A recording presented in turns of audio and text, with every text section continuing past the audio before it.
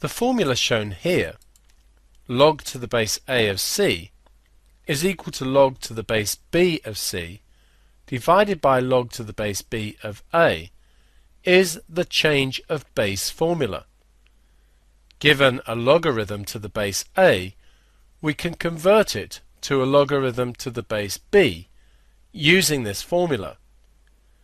This can prove useful since most calculators can only calculate logs to base 10 or base e. Given a logarithm to a different base, we can convert and then calculate. It can also prove useful in solving equations.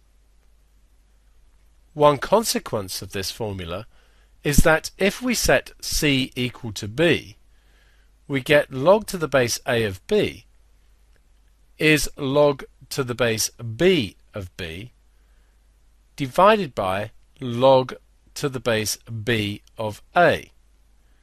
We know that log to the base b of b is equal to 1. So log to the base a of b is equal to 1 over log to the base b of a.